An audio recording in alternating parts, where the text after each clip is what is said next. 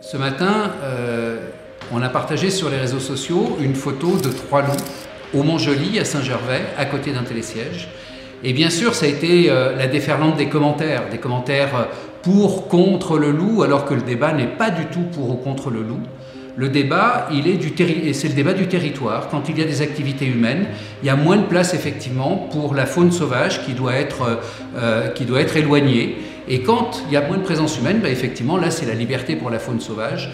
Et là, cette image, ce matin, elle est caractéristique du conflit d'usage que nous avons dans nos alpages. Et on n'a pas envie de tuer des loups, pas du tout. On a simplement envie que chacun trouve bien son territoire.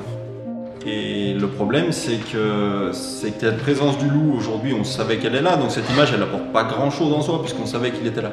Ça nous apprend qu'il y a 3 loups minimum, ils sont bien portants, ils sont jolis, la photo est belle. Après, le problème, c'est que nous, ça nous oblige à conduire nos troupeaux différemment. Et d'une manière contre nature, puisqu'on va enfermer nos chèvres la nuit. Là où en juin, juillet, août, c'est des températures plus fraîches et où elles sont mieux paisiblement dehors, et nous on va les enfermer dans 40 mètres carrés. Donc vis-à-vis du bien-être animal, c'est pas quelque chose qui est très logique. Moi je suis éleveur de moutons, j'ai subi 3 attaques cette année, une proche des maisons. On a des moyens de protection, on a des chiens, on a des filets, on a des clôtures. Et aujourd'hui l'avenir il est très incertain.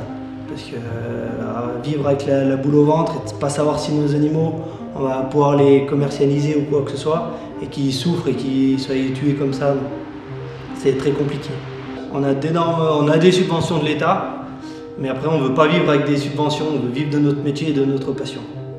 Beaucoup de respect et beaucoup de pensée pour mes amis agriculteurs et alpagistes dans Saint-Gervais et dans les montagnes partout en France.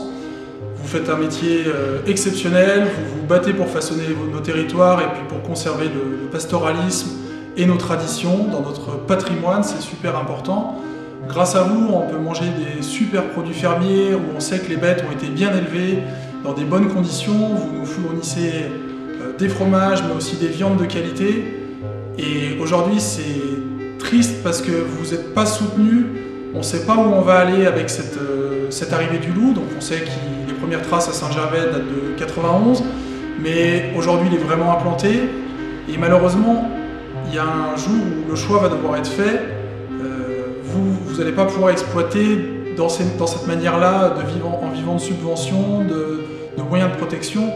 Il faudrait que les choses évoluent pour vous aider à cohabiter avec le loup et que le territoire soit partagé, que le loup ait sa place à côté de vous, à côté du tourisme.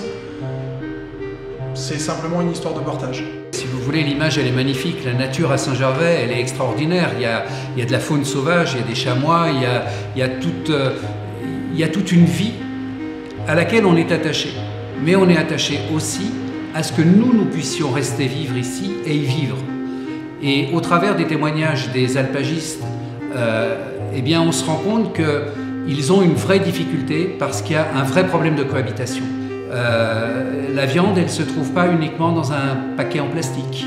Le lait, il ne se retrouve pas uniquement dans les citernes d'une usine. Ça vient de quelque part. La qualité du fromage, elle dépend aussi de la qualité de l'herbe. Mais pour qu'il y ait herbe, il faut qu'il y ait sécurité. Et donc on est à un moment où il faut vraiment que les autorités s'interrogent sur cette cohabitation et donnent les moyens, mais pas que de l'argent. Je crois qu'il faut vraiment qu'on se dise qu'on affirme notre territoire et le loup, il n'est pas plus bête que les autres. Le loup, il sait très bien que si on l'effraie, il ira ailleurs.